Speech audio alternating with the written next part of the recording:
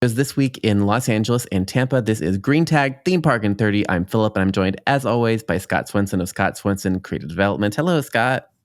Hello, Philip. How's your week going? It is fantastic because I just made it back from Orlando. I do enjoy being home. Not that I don't enjoy Orlando, but also I enjoy being home. But while I was in Orlando, I did get to see some of the new things that have opened. Yay! There that we can talk about. There's quite a bit. There's quite a bit. Oh my gosh, it is the summer season and the parks are swinging pretty hard, I think, with this year's summer season.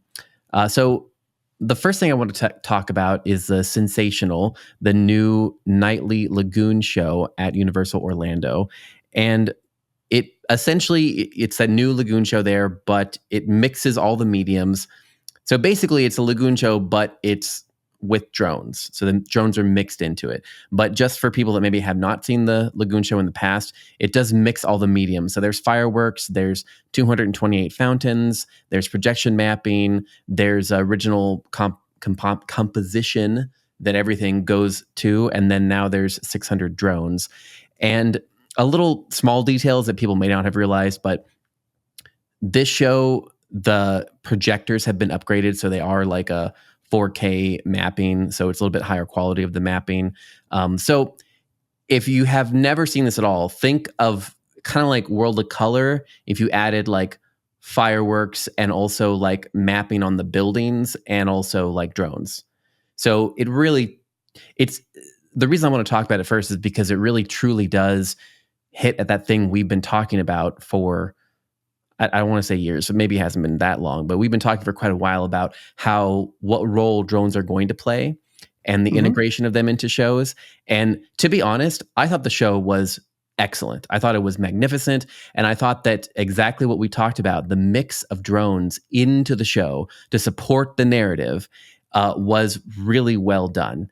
And I got to talk a little bit with some of the folks there just about some of the logistics. And as Scott mentioned, yeah, there are a lot that goes into mixing drones with fireworks. The dust does, can interfere with their ability to fly. There's also other things like that I didn't think of, which is that essentially the more complicated, the image, the more it can only be viewed from one angle. So if you're trying to make a lagoon show that has such a wide viewing angle, you really need to simplify the image so that as it's kind of rotating, people can tell what it is. So there's all these logistics with it. But essentially what they did with this is there's 600 drones, and the drones just kind of accent the scenes, but they're kind of over a building in the back.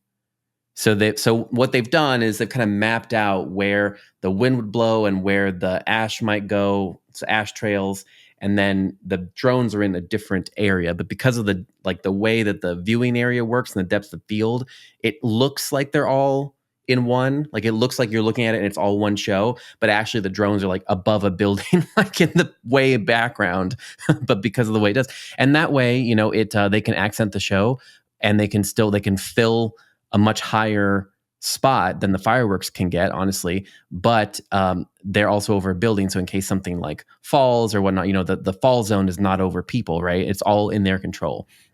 Well, that's I love the fact that you mentioned that sort of depth of field concept, because that's true with pretty much any nighttime show. That's true with fireworks too. When I was in San Antonio, I was there for the kickoff of their 60th anniversary. There's so much more to see. SEA parade and fireworks show, and because they have brought back pyro in their ski show, which happens at night, pyro, rock band, etc. The fireworks are being shot from a different location, but the guests aren't going to notice it because, again, on a black sky, there's very little depth of field. So with drones, as you say, you can have a layer of drones, a layer of fireworks, a layer of fountains, and a layer of projection, and they don't need to be anywhere near each other. However, when you have no point of reference, no bright clouds, on a dark black night sky, it's very, very difficult to make out the difference. And my guess would be, I don't know this for a fact, but my guess would be that the drones have different buildings they can launch from simply based on which way the wind is blowing. because another thing that I'm curious, because when I saw this, I was like, well, first of all, I know a couple of people who have been working on it. I've worked with a couple of them on different projects, and the one thing I was curious about is fireworks. In most cases, put off smoke. Yep. They actually, and is that going to?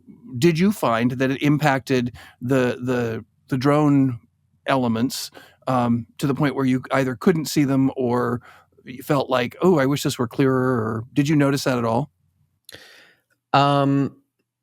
Yes and no. Not really. I think the way they positioned the drones was kind of so far up to the right of the viewing, that they seemed pretty far away from the fireworks. But I do think towards the end, when you just have all this stuff that's collected throughout the show, you know how it is. I think then stuff was a little obscured. But then you're dealing with that's the time to use lasers, because you've got all kinds of particulate in the air. Correct, and they use everything, which I thought was really well done, in that they were able to. I did notice that, like the drones that formed, letters were in the beginning of the show, and towards the end of the show was like just shapes, because then there's lasers and there's all this leftover residue, and then there's water vapor. I mean, everything is all over the canvas. Correct. Right? So correct. Yeah. Again, once you get particulate in the air, it's great for lasers. It's great for lighting effects, but it's less good for drones and video mapping. Yep. So especially depending on where the throw distance is and all that sort of stuff. I think it's interesting that this is opening now, because last week we talked about the drone show at Disney Springs, and it is just a drone and lighting show. I was remiss in not pointing out that they did do some really clever lighting effects to reinforce the images that were created by the drones. But I think so. Now let's talk a little bit about trending and competition in Orlando, because now Disney has a drone show that does not require park admission, and has 800 drones, and they're very proud to say that very loudly and very quickly. 800 drones, and Universal has one that has drones plus a bunch of other things, and. If I'm going to envision the show, because I, in fairness, have not seen it yet, if I'm going to envision the show, I'm going to guess that the drones are there to accentuate a really good lagoon show, because their lagoon shows have always been really strong. And my guess is they have been integrated to accentuate, not to be a standalone element. But I don't know that. That's kind of what I pointed out, or, I kind of made the thing that I'm sure there's, I said there was probably going to be memes next week about how, it's like Universal's like hold my beer when it comes to shows, like new shows launching. But I think really even the regular guests, everyone seemed to realize that you can't compare them, because you're right. Like this is like World of Color on steroids with drones, versus the other one, which is just a drone show in a free open area. So they're not all the same. This is using drones to accentuate areas. And I think also the way in which they use them is, well, it's just, it works for that medium. Like, for example, well, a few other things, just to, I never explained this, but just to explain the premise of the Lagoon show is that, you're following the symphony of music kind of. So basically it's all linked through music, and it goes through all these different IPs. But the through line is supposed to be music. And they did bring in a lot of IPs that they have not used in the past. And I think it was very visible. You could tell when it's like, people were like, oh, yay. But then there was an IP that people liked, and it was like, oh, my God, and some of the interesting ones were E.T. and Ghostbusters, Jaws, Universal Monsters. I mean, stuff that it's really new for that. And Transformers. Yeah. So for example, for Jaws, you hear the Jaws music and you see all the waves and the lasers and whatnot, but then the drones make the outline of the shark, but they pulse. So when it's like da-da, and then the drones appear as the shark and in the sky and then disappear immediately. and then they float to another location, and then da-da, and they come up. So basically they're using it as an accent. It's not there for like to be part of the show. It's just to say, oh, there's the shark, and you can see him, but it builds that anticipation. So I thought stuff like that is done really well. I mean, it's feels to me like it's aiding the storytelling instead of they're like, oh, what do we put in the corner? Right. And same thing when they did, with the Ghostbusters. So the drones are showing the Ghostbuster flashing emblem, on, the Ghostbuster. They're not, there were some awkward moments, like there's a Shrek and Donkey drone, but because of the wind, it looked like they were going to kiss, because they were like, the drones were like floating together. It's like Shrek and Donkey. That's the next film. Yeah. So it's really, and that was so I think things like that. Shrek and Donkey, an evening on Fire Island. It'll be lovely. It'll be lovely. Yeah, I'm sure they're gonna address or fix those kind of things, because people could tell. But yeah, it was anyway, I think it was really well done. I think it's going to be I sense this is the future of these type of shows, where you're using accents to extend your canvas. Right. It sounds like exactly that. It sounds like they're using the right tools to the greatest advantage. And I noticed that too in the images and the videos that I had seen of, the Disney's Castle show incorporating drones with fireworks there. So it sounds like they got it. It sounds like they're using it to the best of their ability and utilizing them for what you need to use them for. Because let's face it, you can't make fireworks spell out a logo or be a giant shark or look like ET. That technology does not exist. However, drones can do that, and then you can reinforce it with, as we talked about like several weeks ago, if not several months ago, the difference between drones and fireworks is fireworks have that percussive vibe that hits you in the chest, and drones just simply don't have that. So if you've got that opportunity, that's great. How much three-dimensional work do they do with the drones? Because that was one of the things that really impressed me about the Disney show.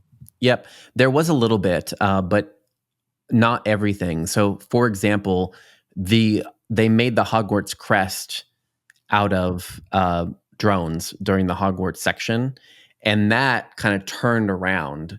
So the crest was, imagine the crest is here, and then it kind of rotates like this, so that, to kind of show that it was moving. And then there were some other sequences that did move a little bit, but not as much three-dimensionality. It was really more of like, those little pulses. I mean, some of the early in the show, some of the text. For those of you who don't recognize this music, it's about a shark. It's about ET. It's about and that makes total sense. That seems like a good use of technology. Yep. Okay. Speaking of maybe a good use of technology, I'm not sure. I guess we will see. So we didn't talk about this last week, but A Quiet Place was announced going both to Hollywood and Orlando. The only thing I thought was interesting about this is that they mentioned specifically that the haunt will embrace unique sound design, because, of course, the whole thing about these films is they're silent, right? And they're all about A Quiet Place, right? But that's kind of the opposite of what we think of for Halloween Horror Nights. So again, the execution for this, they do mention that they're going to use unique sound design and special effects to convey the ominous sense of dread, and they're going to incorporate the use of American Sign Language for the first time ever within a haunted house to their haunted houses, to both sides. So I don't know, Scott, like, what do you think about, is this one of those things where we're going to watch and see how what it actually looks like, because in the picture they're painting, it seems like this is going to be a thing where there's no yelling or anything at all. It's all ominous, curtains to control the sound, ominous sound, directional sound. And then everyone's using sign language to communicate. And then there are these scenes where, the creatures come, but that's kind of tonally could be very different than what we expect, which is all sorts of, blasts of sounds and screaming and blah, blah, blah, blah, just blankets of noise. I don't know. What do you think? I'm curious, because I think the biggest challenge they have with this is their throughput. This is where operation and creative seem, at least on the surface, again, I can't speak to it because I have no insider knowledge. I have no idea what they're doing, but it sounds like they are in contradiction to one another. Yep. If it were me, what I would do is I would do everything I could to incorporate white noise, because white noise can mask sound. I would also do whatever I could. You mentioned curtains. I'd go even further. I would see what I could do as far as lining certain sound stages with acoustic foam to make it more like a recording studio, so that there's less slap. We often joke that with any haunted attraction, when you're dealing with audio, lighting, you can shutter, you can zoom in, you can soften the edges, you can sharpen the edges. Audio, you can't. It's really, really hard to do that. Now, you may be able. There are some conical devices that will allow you to focus sound somewhat, but once it gets too far out, it's gonna make noise. And the thing that you're going to have to take into consideration here too is the guests will make noise. Correct. If the haunt is scaring them, they will scream, and it's going to be very, very difficult to control the guest. And you say lots of curtains padding the sound, blah blah blah blah blah. But in a limited footprint, that's going to be very, very difficult. I don't know what they have planned for it. I'm sure they're looking at something, but like I said, what I would probably do is I would probably create that white noise. Because that will mask sound and create the illusion of silence. Yep. It's sort of like when I say artificial darkness, you do one room that is incredibly bright or super strobes, and then the next room you light dimly, but it appears to be total black because your eyes have to adjust. With white noise, it masks the sound and makes it appear as though it is quieter. That's part of the reason that white noise is used to put on headphones when people go to sleep. Sound canceling headphones. Yeah, they use a very low frequency form of white noise to help do that. So, and who knows? They may be issuing. Wouldn't it be cool if they had it in their budget to do this like a silent disco and everybody has headsets? Yeah. I don't know. I think that'd be pretty amazing, really. I doubt that they're going to go that route simply because the cost involved would be huge. Yeah. But it would be neat. Well, they would have said that. I think that Well, my guess is just based on we will use unique sound design. My guess is they haven't quite figured it out yet. Yeah. Well, I just wanted to bring up that it was an interesting. I really like the concept, and it is interesting when you choose an IP like that. That is wholly the whole point is the sound. That, yes. I mean, the IP stands out because of that. But yeah, like you said, once you bring the guest in, you cannot control. I mean, you can control the guest. You can try. I mean, you can again give them a role to play, and their role is to be quiet. That's what it's called. And so you could. I like the idea of you involving the guest in that your role is to say as silent as possible as through these scenes, and again, just like they do in the movie, like following the tiptoeing on the sand, trying to stay quiet and not alerting the creatures, and seeing if that works. So I don't know if that is indeed the case. I've in my experience, I've never really seen Universal Halloween Horror Nights be particularly good at setting up backstory, and assigning roles. So if that is indeed the case, that's great. But then you're going to add alcohol. So anytime after midnight, there's going to be, a bunch of drunk yahoos who are just decided, I'm being quiet. So we'll see. It's gonna be challenging. I'm curious to see how it pans out. Yeah. All right. Something else to see how it's going to pan out is okay. So Knott has made the news recently for the whole line jumping thing, and just to give a TLDR, they didn't actually change any of their policies. What happened is the issue has just been getting worse, and so what they did is they put up hotline signs. They put up signs that are like, text this hotline if you see line jumpers. And but that of course then made a bunch of news, right? So they put up those signs, and then the media picked it up, basically saying that it's enlisting the help of daily guests to report line jumpers to security as the theme park implements a new policy to deal with the issue. It's not actually a new policy; it's just that there's a new hotline for it. They're implementing the policy more robustly, shall we say? So again, I'm not sure. So, yeah, Scott, I don't know. I mean, this seems to me again like, God, wish so many of these policies at these parks like this again just seems to underscore the lack of control that the park has. I mean, you don't. Again, there's like that's not going to work, right? I can't envision this working at all. So by the time you get this, like, look at the hotline number, text it, and then someone receives a text and runs all the way over to where you are, and you send it. Like, what? This is not going to work. It's to me, this is like the park is they can't staff correctly, and so that what they're trying to do is like put up signs to like discourage behavior because they can't put people there. But that really, if they had people in these areas, I mean, that's how it works. You have attendants, you have park staff around, and then it's just like God, it's just like school basically. Like you again, like there's not a teacher in the classroom, and I mean, like that's when the kids do stuff, when the teacher isn't there. So I mean, you have you should. It's just like the waste bin thing. You know what I mean? You're just like trash collect. I don't know, Scott. What do you think as someone who's done operations a lot? Well, I think you're absolutely right. I think this is in response to not being able to staff the way theme parks used to. We'll just put it that way. But I also think that we live in a much more bold society than we once did.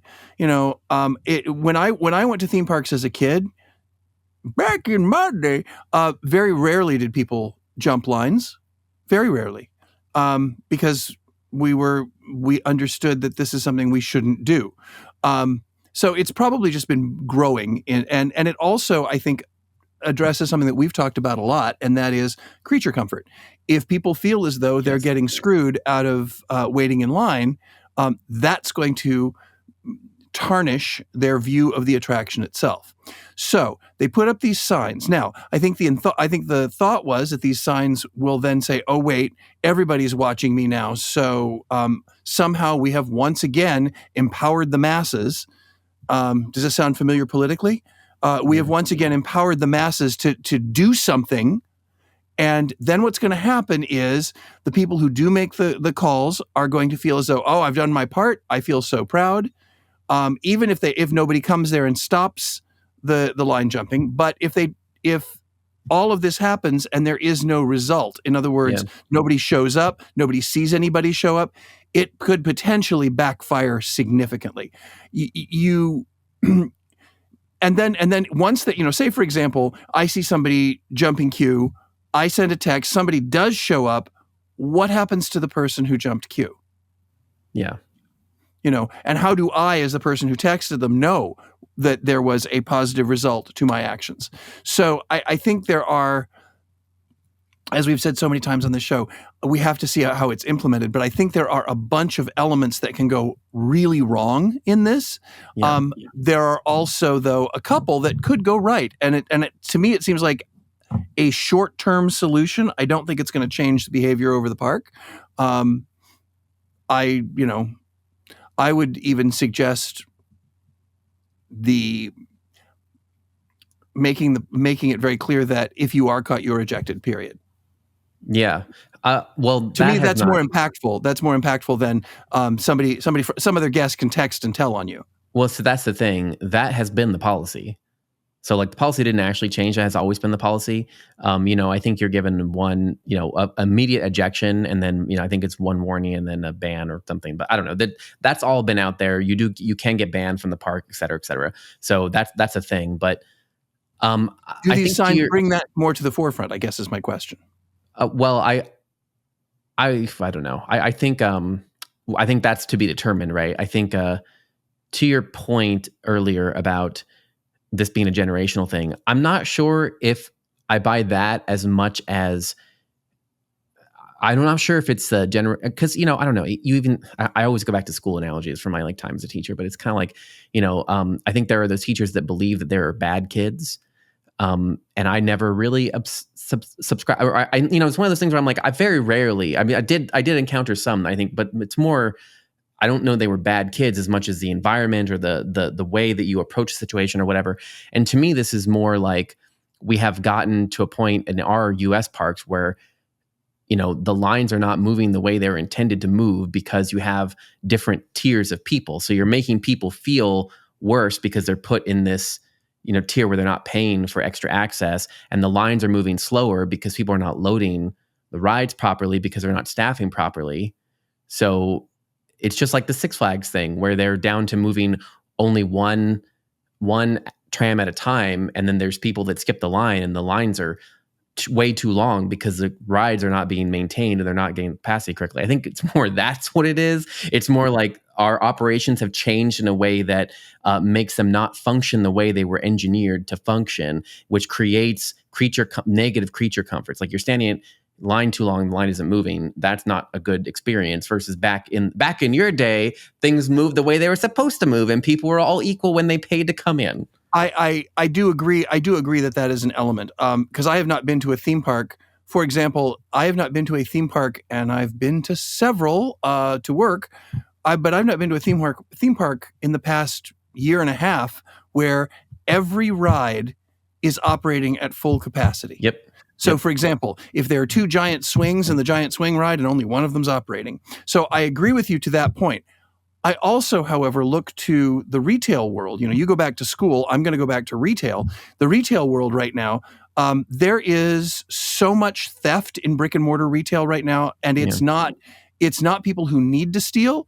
It's the entitled, wealthy, who are bored and just want to be able to get away with it because they feel as though they're entitled to it. And it's that entitlement that I'm really talking about. I think it's that entitlement that's like, well, I don't have to wait for this. Look, all I have to do is climb over this and climb over that. And, looking back at me, he's too old to do this. His back will go out, So I'm going to do it because I have the right to do it because I'm entitled in some way.